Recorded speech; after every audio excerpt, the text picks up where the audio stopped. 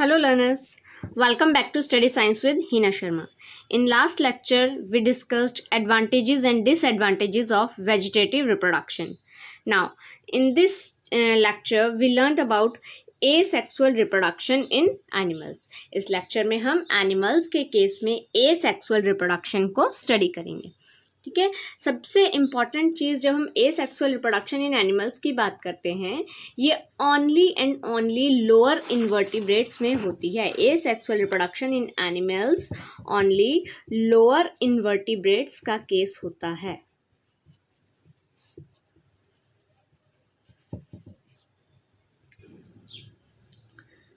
Higher animals में asexual reproduction नहीं होती. ठीक है, एसेक्सुअल रिप्रोडक्शन जो होती है वो लोअर इन्वर्टिब्रेट्स में होती है. हायर इन्वर्टिब्रेट्स एंड वर्टिब्रेट्स सब में सेक्सुअल रिप्रोडक्शन होती है with 1 and 2 exceptions. Now asexual reproduction amongst animals is seen in protists. जो asexual reproduction है animals के केस में वो protist में होती है, sponges में होती है. आपको पता है जो sponges होते हैं वो first phylum है. ठीक है, तो सबसे lower type के animals होते हैं ये.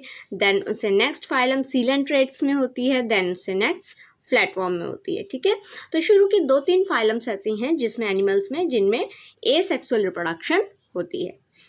Asexual reproduction is absent in higher invertebrates and all vertebrates. Higher invertebrates में asexual reproduction कभी भी नहीं होगी. रिप्रोडक्शन हमेशा सेक्सुअल होगी. एनिमल्स के केस में सेक्सुअल रिप्रोडक्शन फेवरेबल होती है, तो एनिमल के केस में ज़्यादातर रिप्रोडक्शन जो होती है वो सेक्सुअल ही होती है.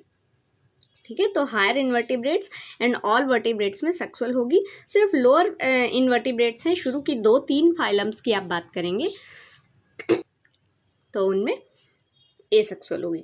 Now, in animal, sexual reproduction takes place by the following 3 methods. ये जो sexual reproduction है animals के केस में वो 3 मेथड से होगी.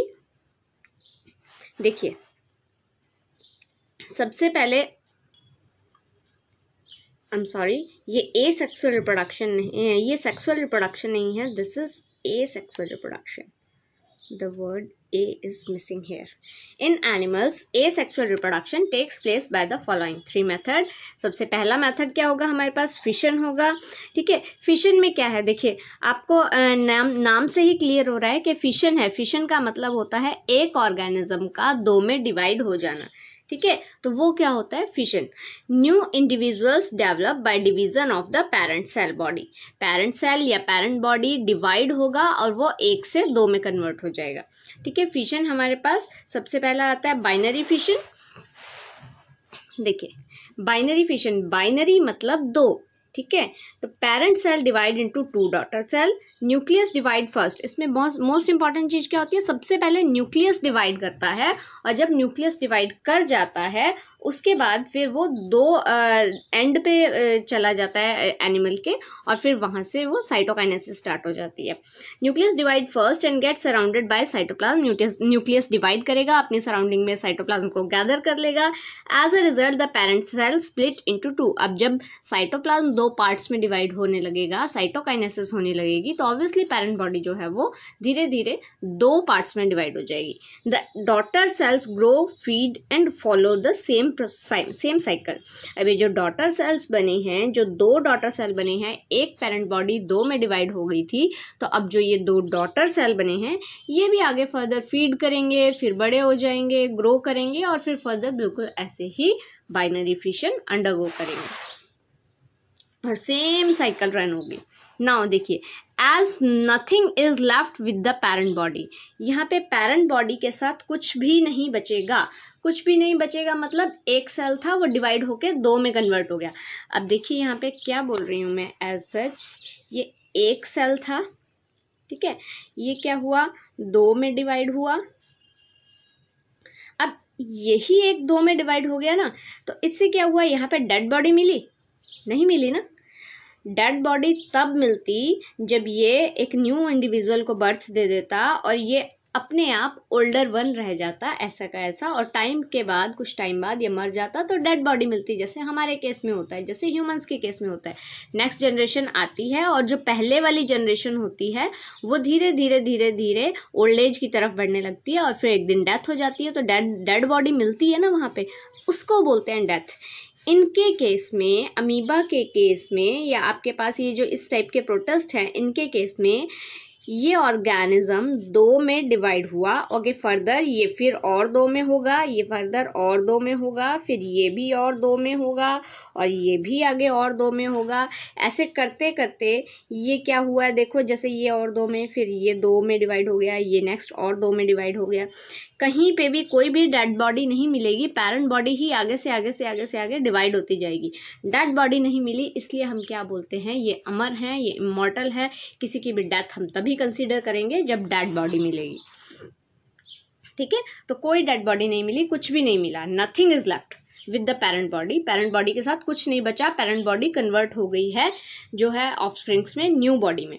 After fission there is no natural death, that is they are immortal. इनके केस में कोई नेचुरल डेथ नहीं है, इसीलिए हम इनको क्या बोलते हैं कि ये इमॉर्टल होते हैं।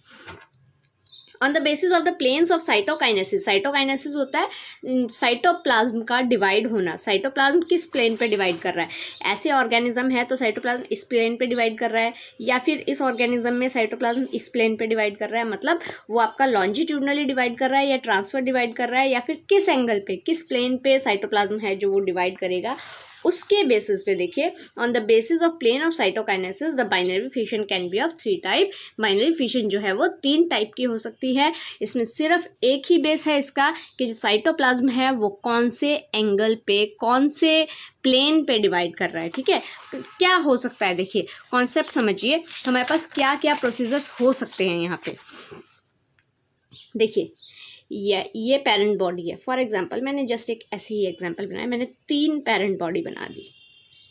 ठीक है, अब अगर कुछ भी डिसाइड नहीं है, साइटोप्लाज्म ऐसे भी डिवाइड कर सकता है, ऐसे भी डिवाइड कर सकता है, ऐसे भी डिवाइड कर सकता है, ऐसे भी डिवाइड कर सकता है, मतलब कोई भी प्लेन वेल डिसाइडेड नहीं है। ये ऑर्गेनिज्म कभी ऐसे डिवाइड होता है, कभी ऐसे डिवाइड होता है, कभी ऐसे डिवाइड होता है, कभी ऐसे डिवाइड होता है, कोई भी प्लेन डिसाइडेड नहीं है, तो ये इर्रेगुलर फिशन का टाइप हो जाता है। और अगर हर बार ये ऑर्गेनिज्म इस प्लेन पे ही डिवाइड करे और ये एक ऑर्गेनिज्म बन जाए, ये एक ऑर्गेनिज्म, ये ऐसे एक ऑर्गेनिज्म, एग्जाम्पल के लिए बना रही हूँ, ये कोई ऑर्गेनिज्म नहीं है ऐसे।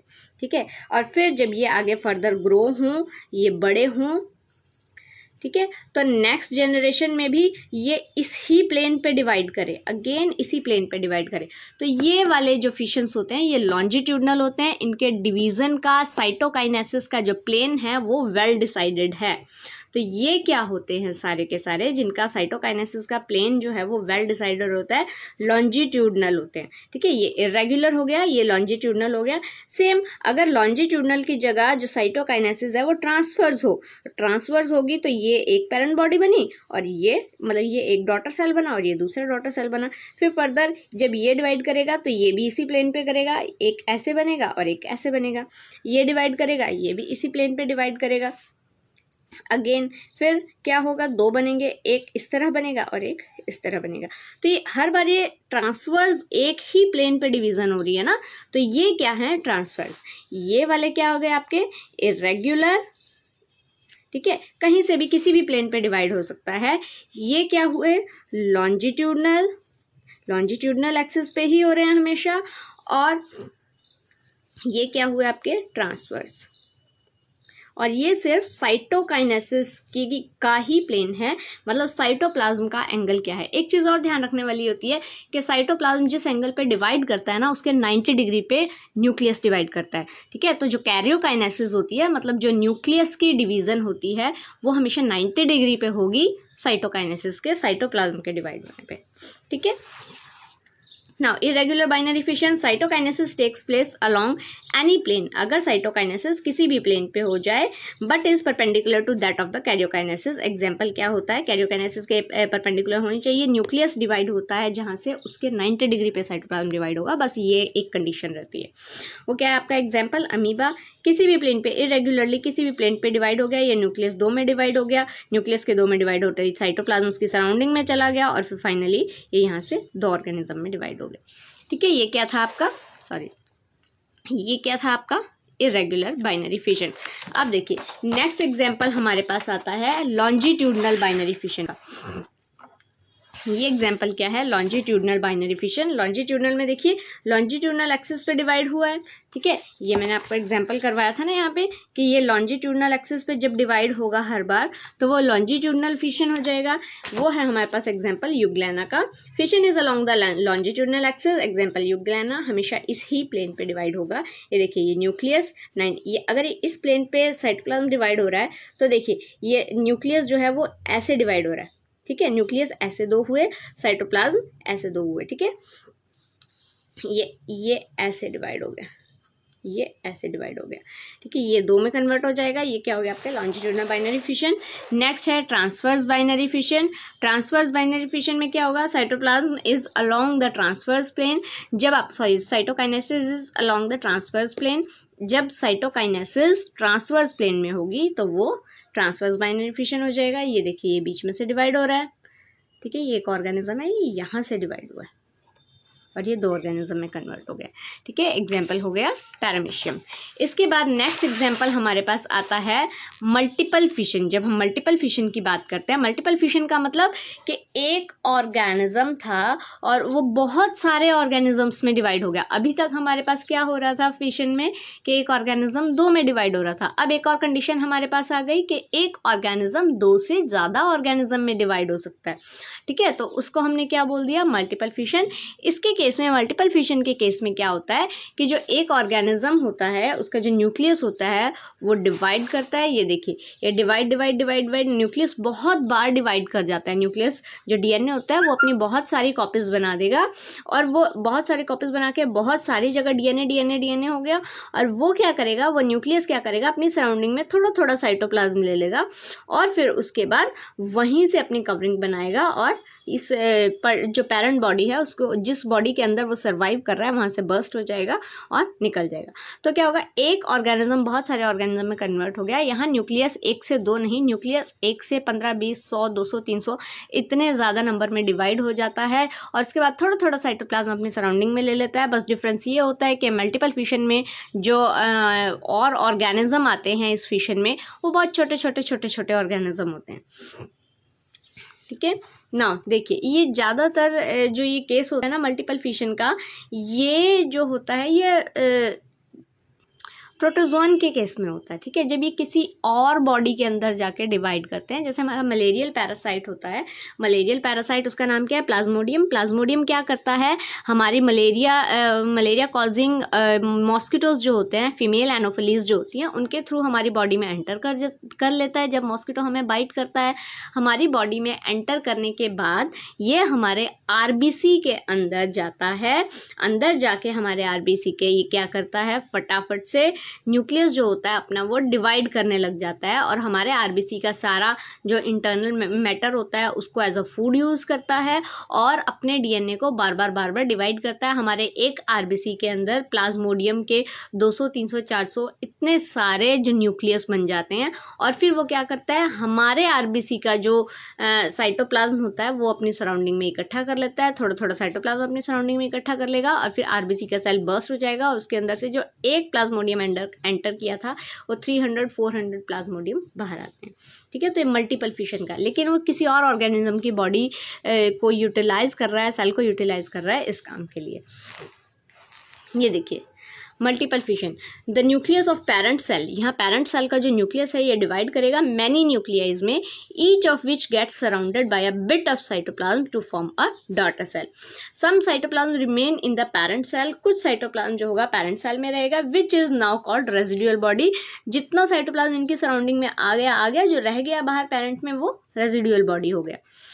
पेरेंट सेल्स रप्चर फाइनली जब ये बहुत सारे हो जाएंगे तो पेरेंट सेल रप्चर कर जाएगा, फट जाएगा to release the daughter cell. ये देखिए पेरेंट सेल रप्चर हो गया और ये डॉटर सेल्स बहुत सारे निकल आए। एग्जाम्पल है हमारे पास प्लाज्मोडियम। देखिए इसको क्रिप्टोमीरोजॉइड बोलते हैं, ठीक है। जब ये बहुत सारे डिवाइड हो जाएंगे तब इसको क्या बोलते हैं, हम शाइज़ोंट बोलते हैं। और जब ये बर्स्ट होता है और निकलते हैं तो ये शाइज़ोंट जो होते हैं वो मीरोशाइज़ोंट की फॉर्म ले लेता है और ये छोटे छोटे प्रोटोजोन्स बहुत सारे बाहर आ गए। तो ये हुआ आपका मल्टीपल फिशन, ठीक है। इसके बाद आता है हमारे पास नेक्स्ट मेथड बडिंग। देखिए बडिंग जो होती है वो दो टाइप की होती है, एंडोजीनियस बडिंग होती है और एक्सोजीनियस बडिंग होती है।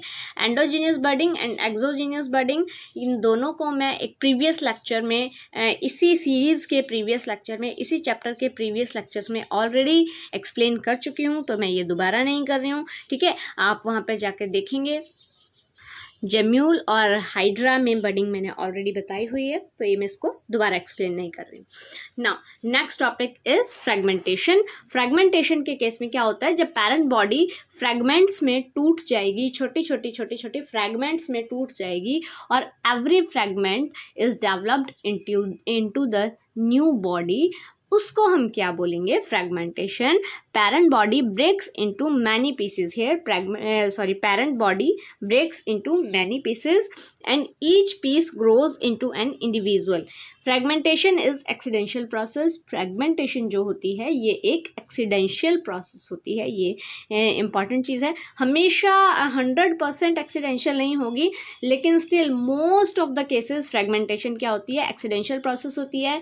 किसी वजह से आपका पैर आ गया, आपने कोई सामान रख दिया, किसी जानवर ने पैर रख दिया, आंधी आई, तूफान आया, पत्थर गिर गया, किसी ऐसे कारण से जब ऑर्गेनिज्म टूट के छोटे छोटे बहुत सारे हिस्सों में टूट जाता है तो उसका हर हिस्सा एक न्यू ऑर्गेनिज्म में डेवलप हो जाता है, ठीक है। वो क्या हो जाती है, आपकी फ्रेगमेंटेशन। एग्जांपल है आपके पास फ्रेगमेंटेशन के, स्पॉन्जेस हैं, सम फ्लैट वॉर्म्स हैं, ठीक है, सी एनिमोन्स हैं एंड स्टारफिश हैं, स्पायरोगायराज हैं।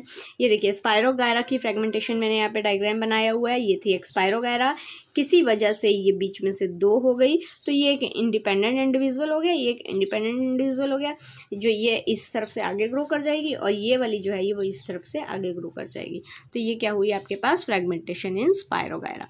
नाउ ये एसेक्सुअल रिप्रोडक्शन हमारे पास कंप्लीट हुआ। अब इस चैप्टर के इम्पॉर्टेंट पार्ट की तरफ हम डील करेंगे, that is sexual reproduction. Next units, इस यूनिट में जितने भी नेक्स्ट चैप्टर्स आएंगे वो सब के सब सेक्सुअल रिप्रोडक्शन के साथ डील करेंगे, ठीक है। तो जो मेन पार्ट स्टार्ट होता है, ऑल्दो ऐसा नहीं है कि एसेक्सुअल इंपॉर्टेंट नहीं है, बट द थिंग इज जो रिलेटेड नेक्स्ट 3 चैप्टर्स हमने पढ़ने हैं उनका जो बेस है दैट इज सेक्सुअल रिप्रोडक्शन, वो हम नेक्स्ट लेक्चर से स्टार्ट करेंगे। Thank you.